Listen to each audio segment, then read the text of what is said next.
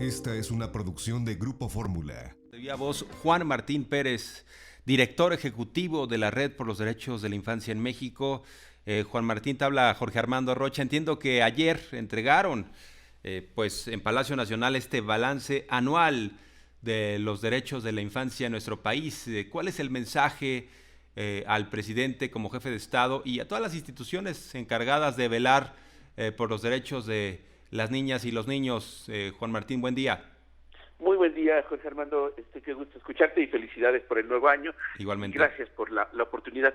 Mira, como recordarás, y agradezco profundamente pues que por todos estos años nos abran espacio para compartir, pero cada año presenta Redim un balance de lo que sucedió el año que concluye.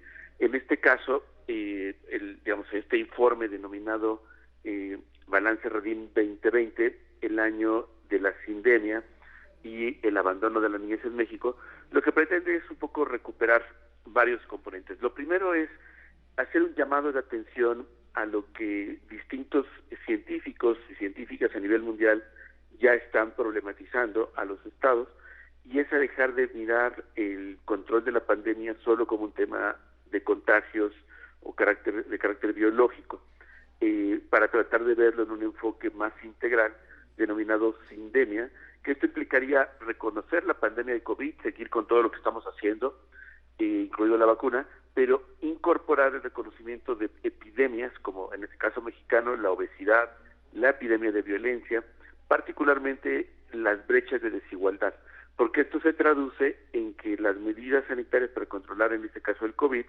pues no solamente no funcionan o son insuficientes, sino que se traducen en muertes de segmentos de población que están históricamente excluidos o no visibles. En esta visión sindémica nos permitiría explicar por qué en nuestro país, en América Latina en realidad, pero en nuestro país, quienes están muriendo son esencialmente personas pobres, personas que no tenían cobertura de seguridad social, que tenían problemas de obesidad y que en términos de edad, comparado con Europa, son mucho más jóvenes, precisamente asociados por estas brechas de desigualdad y epidemias. Pero también nos permitiría ver a los segmentos de población como niños, niñas y adolescentes que, si bien no son letalmente afectados principalmente por el virus, por el COVID, sí por los efectos que están asociados, el desempleo masivo, el confinamiento, los problemas de salud mental que se están generando. Y en esta lógica, parte de lo que recuperamos de manera positiva es que, por ejemplo, se logró la prohibición del castigo corporal en el Congreso de la Unión, lo cual es buena noticia. Esto es solamente una ley, falta construir la política pública, pero es buena noticia. Se aprobó después de mucho tiempo la armonización de la ley de migración con la Ley General de Derechos de Niños, Niñas y Adolescentes, que cambiará obligadamente la forma en la que ahora se está tratando de manera, por supuesto, negativa a niñas migrantes. Ese tipo de cosas son positivas. Por ejemplo, también destacamos el 17 de diciembre pasado, la ministra Olga Sánchez Cordero encabezó la Comisión de Prevención de Violencia y atendió, después de un año, la petición que hicimos precisamente en enero del año pasado, junto con los 3 Reyes Magos, de crear una estrategia de atención a la violencia armada. Ya hay un compromiso y que ella personalmente cada 2 meses irá mirando los avances de cómo va construyéndose esta estrategia, y en paralelo lo que documentamos es cómo los indicadores han tristemente crecido en sentido negativo. Por ejemplo, comparado 2019 con 2020, tuvimos un incremento claramente asociado al confinamiento o al encierro de 30% de casos de corrupción de menores. También un incremento similar de casos de abuso sexual. Tenemos con el confinamiento un incremento en las lesiones a niños y niñas. Sí. Solo en los 6 primeros meses, 10,000 niños y niñas llegaron a hospitales con lesiones sí, asociados a la violencia familiar. Entonces, Juan Martín, esto es un punto muy importante porque la violencia que padecen los niños y niñas, en buena medida se está gestando en casa. Esto es muy grave. Por una parte, el Estado debe proteger a la infancia, por supuesto, pero hay padres de familia que no están haciendo lo indispensable y que incluso están atentando en contra de sus propios hijos. Efectivamente, Jorge Armando, mira, por eso es tan importante y lo destacamos como muy positivo la aprobación de esta prohibición revisión del castigo corporal que le llamaron como la ley chancla, antichancla.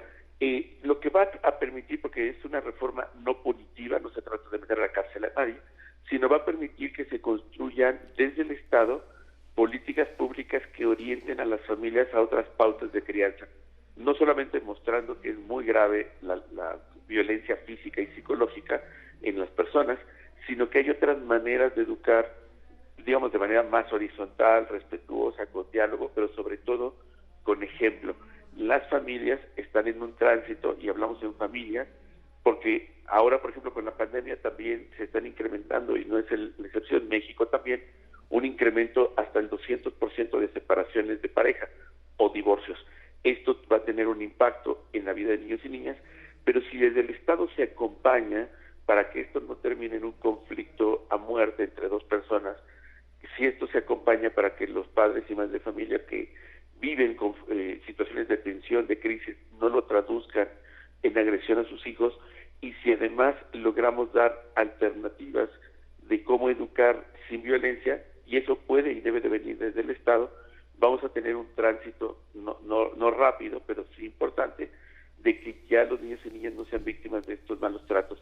El 63% de niños y niñas en el país siguen recibiendo golpes con fines educativos, y esto, pues además de que es fuera de sentido y claramente incorrecto, requiere una articulación entre el gobierno federal, gobiernos estatales, municipales, con la diversidad de familias y fundamentalmente con los propios niños, niñas y adolescentes, que necesitamos escucharlos. Es parte Juan del Martín, desafío que tenemos. en el caso particular de las adolescentes y los feminicidios, ¿cómo está la situación? ¿Cuál es el balance que hacen ustedes? Lamentablemente México va creciendo en los casos de feminicidio. Como sabes, pasamos de 2019 a 2020 de 10 feminicidios diarios a 11. El 10% de los feminicidios son de mujeres adolescentes y niñas, cada vez más pequeñas. Tuvimos un incremento entre 2019 y 2020 del 13% de feminicidios de niñas y mujeres adolescentes. Y esto nos parece un indicador muy peligroso, no solamente de cómo las niñas están en general afectadas por la cultura machista que tenemos, sino cómo esta violencia extrema que representa el feminicidio cada vez está alcanzando a niñas. Recordaremos el caso de Fátima en la Ciudad de México el año pasado, víctima de desaparición, abuso, feminicidio. Afortunadamente se logró detener a las personas responsables, pero tristemente en la gran mayoría de los casos quedan impunes. Ahora, cuando ustedes lanzan estas alertas sobre el diagnóstico que tienen en torno a los derechos de la infancia en México, lanzan la alerta para el Estado en su conjunto. Esto incluye el Ejecutivo, el Legislativo y también, por supuesto, al Poder Judicial, además de los propios estados de la República, las entidades, ¿no? Efectivamente, esto es súper importante, Jorge, destacarlo, porque, o sea, nadie puede resolver como persona la problemática o las problemáticas del país. El Estado en su conjunto, tal y como lo has descrito, tiene distintos órdenes de gobierno y poderes que deben de tener contrapesos. Por ejemplo, destacamos de manera positiva cómo la Suprema Corte de Justicia ha emitido resoluciones, por ejemplo, cuestionando el castigo corporal, reconociendo que se tiene que escuchar a niños y niñas en los juicios. Este tipo de cosas son pequeñas, pero van ayudando, pero al mismo tiempo cuestionamos severamente cómo es que desde el gobierno federal, los gobiernos estatales, han mantenido una inercia de recortes presupuestales en contra de niños, niñas y adolescentes. El presupuesto de egresos para este año 2021 representa un retroceso de una década en lo que se había conquistado para niños, niñas y adolescentes. Incluso el propio UNICEF realizó un informe y una alerta muy importante al Estado mexicano, insistiendo que de aprobarse ese presupuesto, los impactos para el incremento del embarazo adolescente, el deterioro para niños y niñas pequeños y al mismo tiempo la afectación a los niños y adolescentes, sobre todo más expuestos a grupos criminales, iban a crecer, porque se eliminó el presupuesto de escuelas de tiempo completo, jornaleros agrícolas, el presupuesto para prevención de embarazo adolescente, la estrategia de atención a primera infancia no tiene un solo peso. Este tipo de cosas es responsabilidad del Estado, porque no solamente lo diseña el gobierno federal, sino también podría marcar una diferencia referencia a los gobiernos estatales y ninguno se destaca por defender a niños, niñas y adolescentes.